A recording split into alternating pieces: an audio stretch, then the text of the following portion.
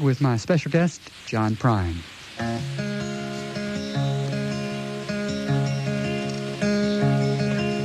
The feelings are strange, especially when they come true. I had a feeling that you'd be leaving soon. So I tried to rearrange all my emotions, but it seems the same no matter what I do. The blue umbrella rests upon your shoulder, hide the pain while the rain makes up my mind. Well, my feet are wet from thinking this thing over, and it's been so long since I felt the warm sunshine. Just give me one good reason, and I promise I won't ask you anymore. Just give me one extra season, so I can figure out the other four. Philip Donnelly from Dublin, why don't you play a solo?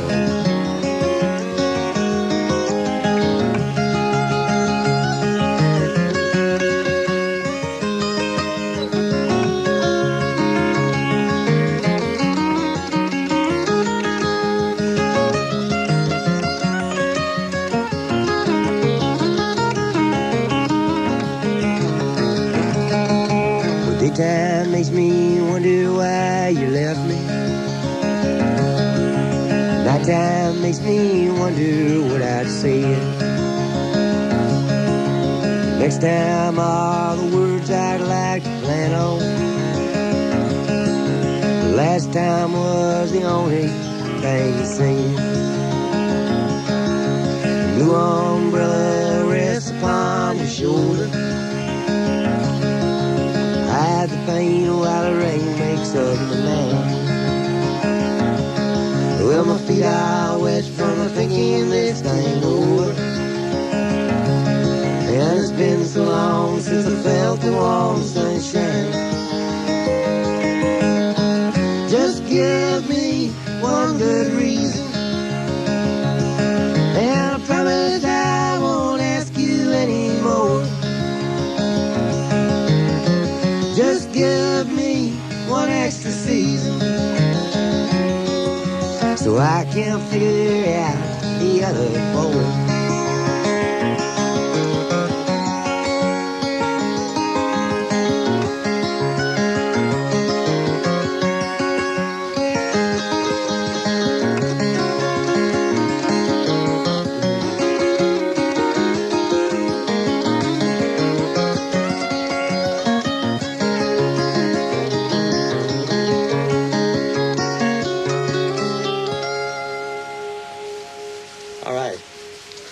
That fellow knows how to play a little bit of guitar there, doesn't he? Yes, he certainly does.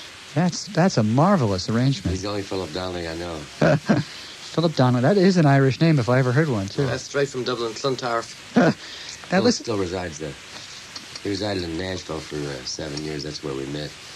But now he's living back in Dublin.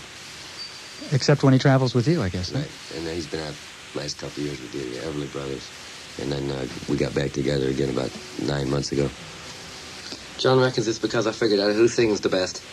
I figured after he was out with Phil and Don for a while, one night it came to him in a dream, and he figured he had to finally choose who sang better, me or the Everly Brothers. And what was the answer, Philip? Well, he's here, isn't he?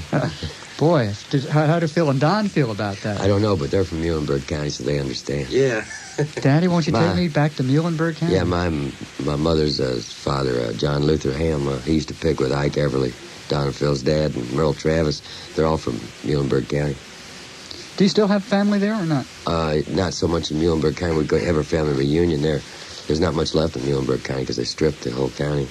Sure did. Coal mining is just about the only the number one thing there for work, so they're done stripping now because they got all the coal out. So, like, a lot of people are looking for jobs now in Muhlenberg County, I mean, if you don't work at a grocery store, you don't work for a post office, then you've got to work in the mines if you want to stay there. And that's a fact of life, unfortunately. Yeah, that's why my father and mother raised me and my three brothers up in Chicago to get factory work. They didn't want to work. My father didn't want to work in the mines. He didn't want us to have to work in the mines. But meanwhile, you've moved back south yourself, or have been for a few years now. Yeah, I've been in Nashville for 8 years now. Nashville, Tennessee. I married my bass player, Rachel Prine, and lost my bass player, but gained a wife. She taking good care of you? She sure is. You look healthy. I'm a pretty happy guy these days. I guess. Listen, you wanted to play some newer material, too. Is there something from one of your last couple albums? Let's play something from German Afternoons. What do you feel like doing, John? How about The Speed of the Sound of Loneliness? That sounds nice. Good. What key will we do it in today? Oh, let's do it in the people's key, G. Okay. We're still in tune, Philly? Yeah.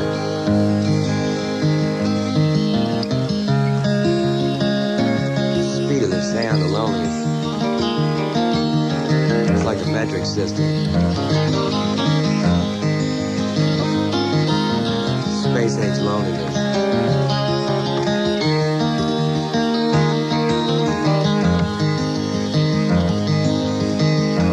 Come home late and you come home early. You come home big when you're feeling small.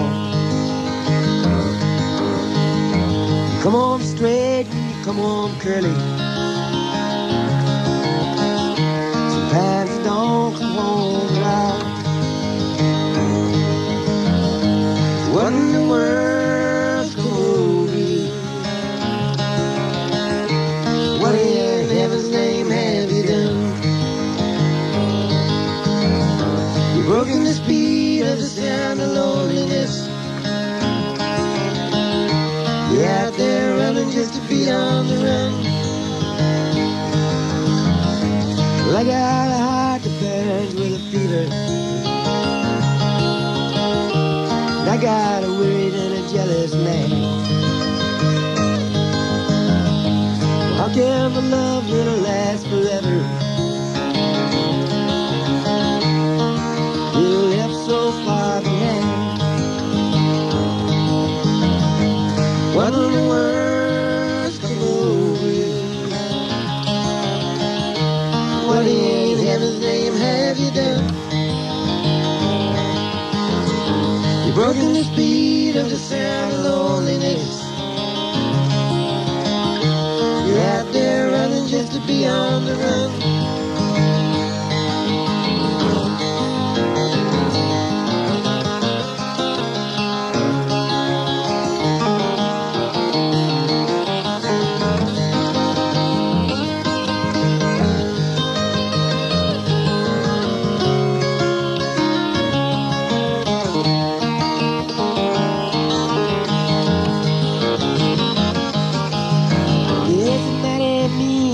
Dreadful sorrow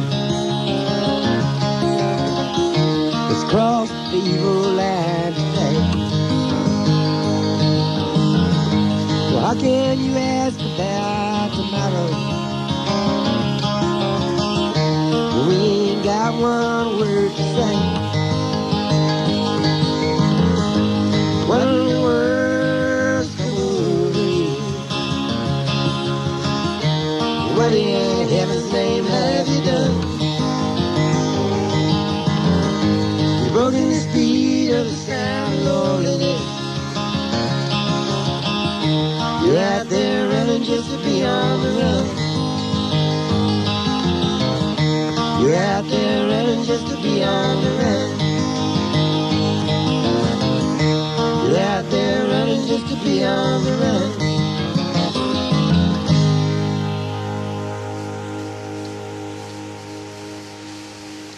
That is one of my favorite songs from the new album. Yeah, that's yeah, it's got that classic John Prine feel to it. Thank you. I don't know how I managed to get so many melodies out of the same three chords. Well, that's one of the, that's an interesting thought. Well, it took me about 7 months to learn how to play one chord. There's everybody out there listening that's ever tried to play guitar, anything. Most of the time when you go to sit down, no matter how hard you want to try, the first million times that you pick it up, it sounds like this. That's it. And like the very first time I sat down in my bedroom by myself and I went a G chord and it sounded like one, and I made music myself in my room with nobody around. I sat there and laid my ear on the wood, and I did that for about 3 hours, and I'm still in awe over this. So I guess that's how I can pick melodies out of one chord. You know, I can't believe I can make music with two hands. But you know it when it's there, right? I mean, it's one of those things that has to be intuitive to an extent, too, isn't it? It's like meeting somebody that you never met before, but you feel like you've known them all your life. That's when a song comes along, it's what it kind of feels like to me. German Afternoons is the most recent John Prine album. It's on Oh Boy Records, yeah. I know the president personally. Yes? I understand he's a wonderful musician and a so-so businessman, or... Well, actually, he's quite a sharp businessman. Yeah? Matter of fact, John Q. Prine is his name. Sharp dresser, too. Sharp dresser, and he understands me. He's the first record company president that I've had to deal with. The guy, he calls me John. He's actually one of the few record company executives that remember my name. And we get along pretty good. We have an argument every once in a while, but we go to a bar and settle it. If somebody wanted to correspond with the president of Oh Boy Records, where would they write? They would write to John Q. Prine, care of Oh Boy Records. That's O-O-H, like Oh Boy, like Oh Boy. All of my love, all of my kissing. You don't know what you've been missing. Oh Boy. Oh Boy Records, P.O. Box 36. I can't even read. We just changed this thing. Can I read it for you, John? 36. What's that say, Philip? 36. 36099. P.O. Box 36099. Los Angeles, California. Zip code is 90036. Why, that's mighty Celtic of you. We'll return in just a moment. We are back on Mixed Bag with our special guest this morning, Mr. John Prine. John, having moved to Nashville, have you become part of the Nashville music community, or are you an outsider? You can't hardly avoid becoming part of the Nashville music community. There's a real nice atmosphere going on, musical atmosphere going on right now in Nashville, Tennessee.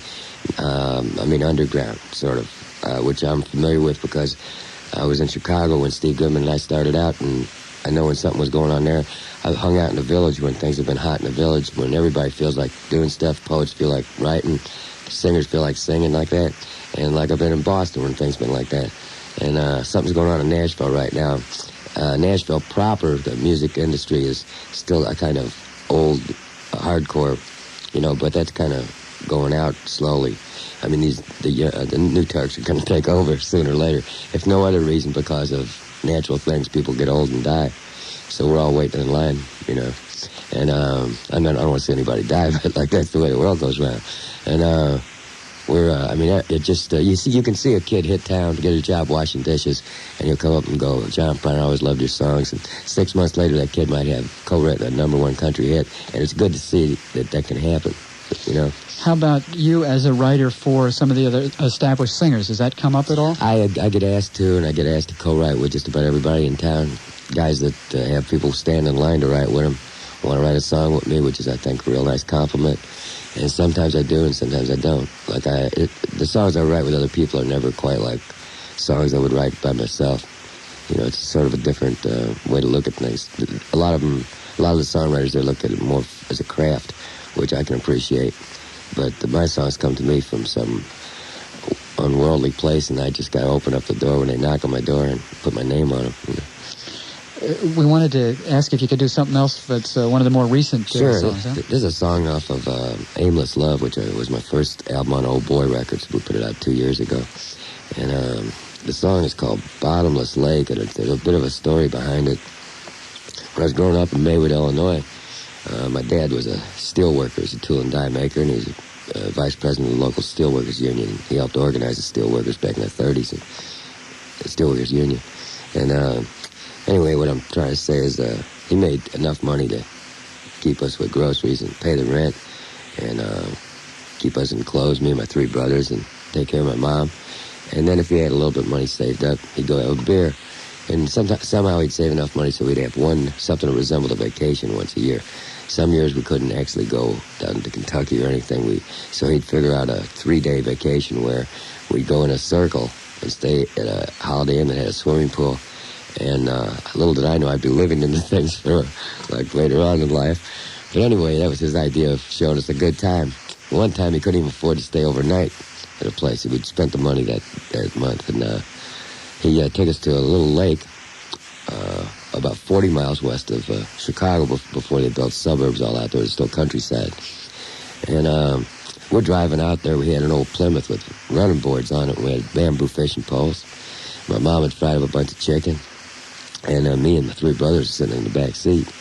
And Dad's taking us for a big day out at the lake. We're going to catch fish. We know we are. We got that feeling.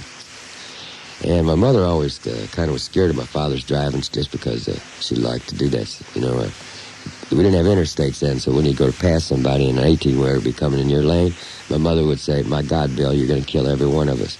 And I'd look at my brothers and go, I never heard my mother lie before, and I'd say, you know, she's right. He's going to kill us. You know, like I figured, why would she say that? In other words, so my dad was a very smart man, and he brought about 5-6 quarts of Past Blue Ribbon with him, and he hadn't drank any yet. And he backed out on this pier, this old Plymouth. He backed it out because at the end of the day, after the 5 quarts were done, he could drive straight instead of having to back off of the pier, because the pier was only wide enough for the car. So we're out there fishing. It's a beautiful day, and all of a sudden, out of a clear blue sky, the sky turns black, and water starts pouring out of the sky. Not rain, just water is pouring, you know. It's like something like out of the Bible.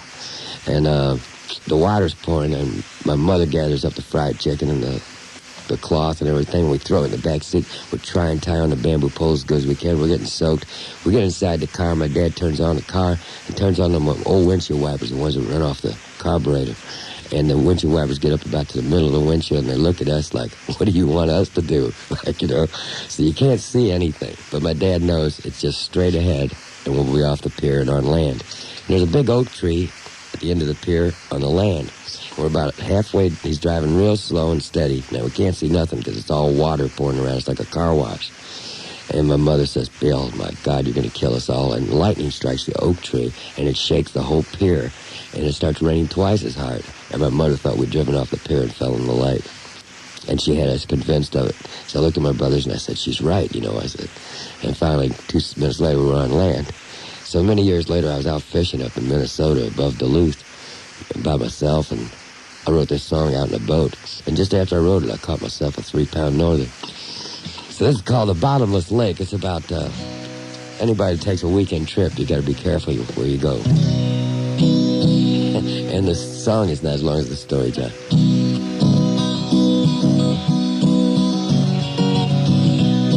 Here's a story of a man and his family and a big trip that they took. Well, I heard all about it in a restaurant, and I read it in a history book. They rented a car at the Erie Canal, but the car didn't have no brake. Said, "My God, this car is gonna fall into the bottomless lake."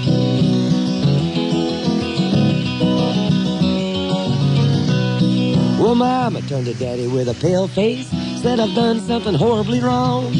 Well, the water's still running in the bathtub, and I think I left the kitchen light on. Then I heard a crash, the car went splash, and the compass rolled around and around. Oh, for heaven's sake, we fell in the lake, and I think we're all gonna drown. We are falling down, down to the bottom of a hole in the ground. Smoke 'em if you got 'em. I'm so scared I could hardly breathe. I may never see my sweetheart again.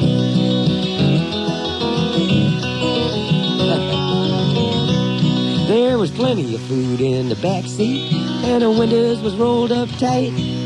So we all nibbled on a chicken leg and told stories way through the night. Well, Pa told one that he told before, and the baby got a bellyache. Said, "My God, this car is falling down the bottomless lake.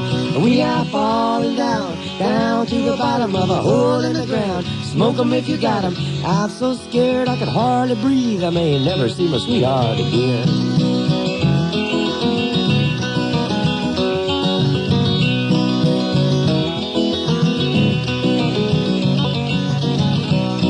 Well, Papa played the music on the radio, and Mama rocked the baby to sleep. He said he would have taken the other road, but he didn't think the lake was that deep.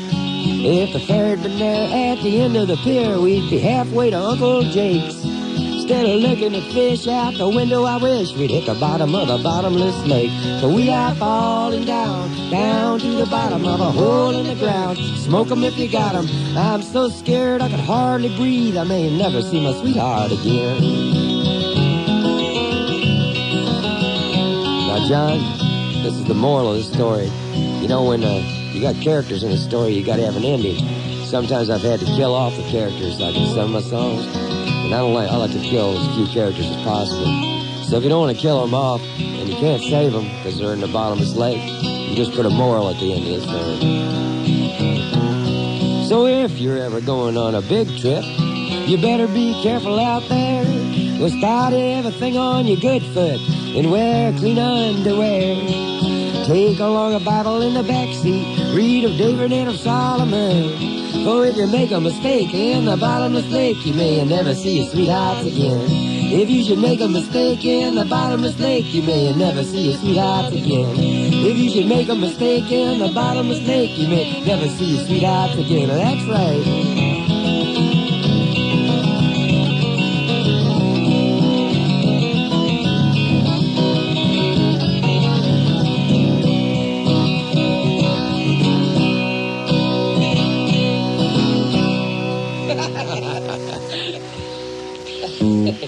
Okay, words to live by. Well, or at least not die by, right? Advice. Yeah, from John Prine on Mixed Bag here, WNEW FM. John, you mentioned Steve Goodman before. Of course, you guys, your careers were always linked in a certain fashion, and even after Steve's death, you have been identified with him and helped put together, I guess, some of those benefits in California and Chicago. Al Bonetta, who's managed Steve and I throughout the years, our best friend, our manager, and actually organized those, him and Dan Einstein, and I got to help out however I could. Well, you and so did a lot of other Stevie's friends. There's many friends and fans of Stevie's helped organize those tributes. It's interesting that Steve recorded a number of your songs, including Blue Umbrellas, which we heard earlier, but actually only wrote one song together. Is that right? No, we've written, Steve and I wrote, we wrote 5, 6, 7 songs throughout the years. We'd write songs sometimes and then forget about them. Stevie had a perfect memory. And it would be him to remind me years later. He'd go, well, I'm going to record that song we wrote. And I said, what's that? And he said, how much tequila did we drink last night? And I said, I don't know. We wasn't even together. And he goes, no, that's the name of the song, Prine. And I said, geez, I don't even remember writing it. And this song here we're getting ready to do is the first song Steve Goodman and I ever wrote together. It was just after we hit the Big Apple for the first time. And within 24 hours, we had recording contracts, and we went home with money in our pockets, and we were turning heroes of the folk scene in Chicago. Like, it was actually 2 kids could go to New York in 24 hours and get a record contract and come home. Like, you know, if they could have thrown a ticker tape parade for us, they would have. So anyway, me and Goodman come back the second time about 2 weeks after we got the record contract, and we're finalizing everything and meeting people, and they're taking us around town. And at the time, Paul Anka and Al Bonetta were managing Steve and I.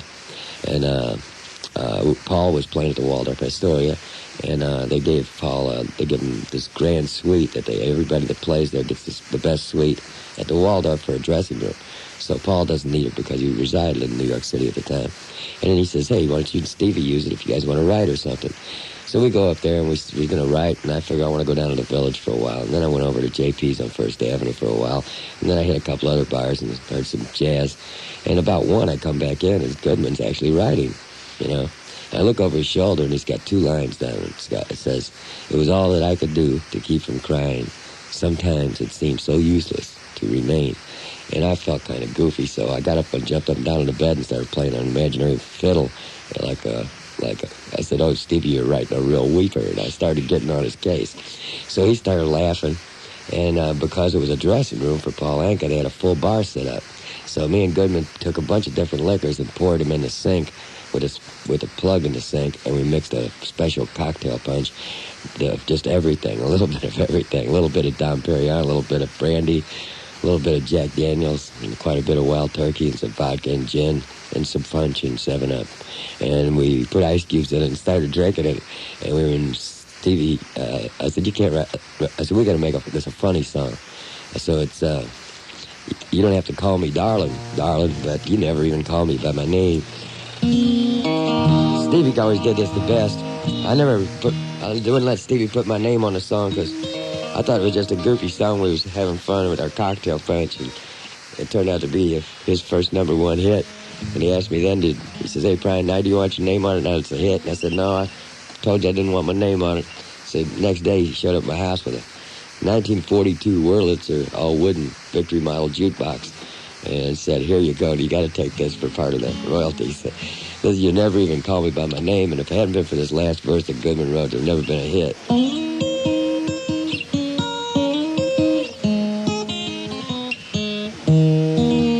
It was all that I could do to keep from crying.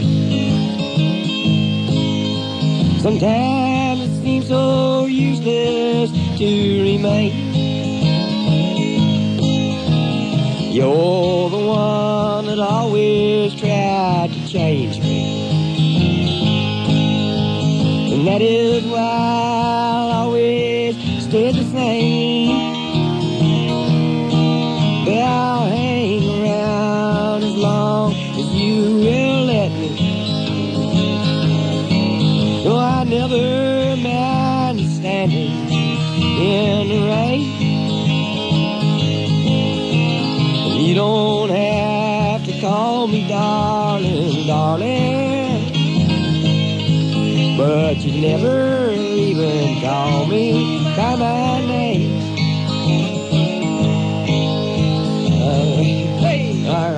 Okay, Johnny, remember the words. Well, I've seen my name a few times in the phone book,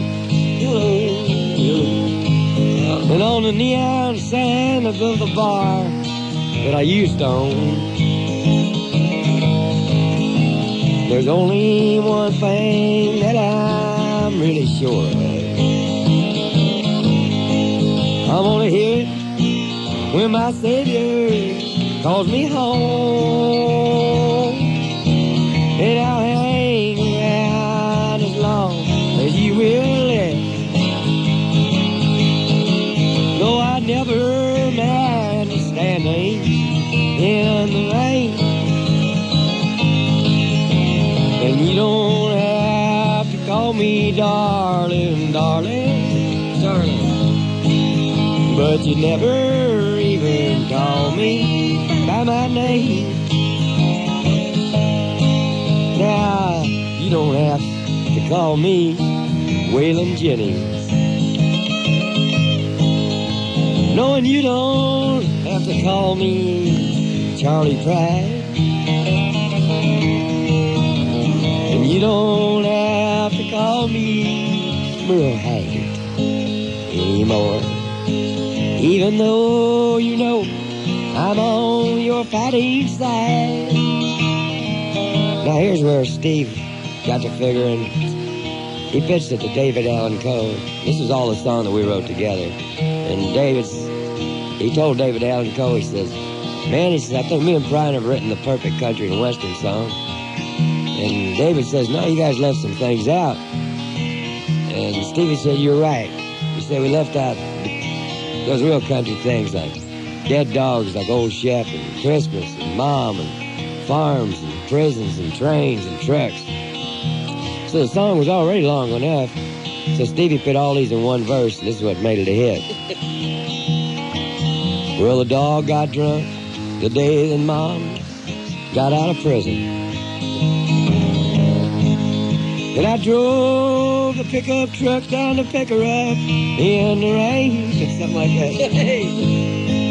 By the time I got the pickup to the railroad station, doggone it, she got run over by a damned old train.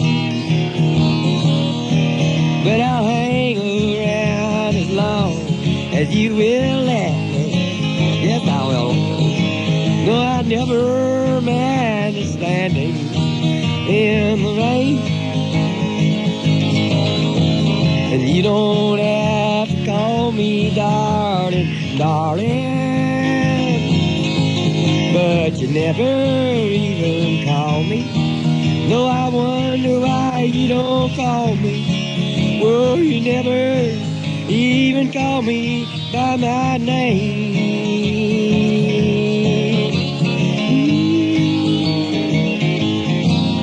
Think about it, darling. I hope Stevie can hear WNEW up in heaven. Well, the music lives on, as they say. John Prine, thank you so much for coming by with your guitar and with your talented cohort there, Philip Donnelly. It's our pleasure, John Platt. Good to see you again. Great to see you again, and come back and visit us again. Good to be in Mixed New Bag. York City. We got 2 nights off, and we're going to blow it out. Okay, party hardy. All right.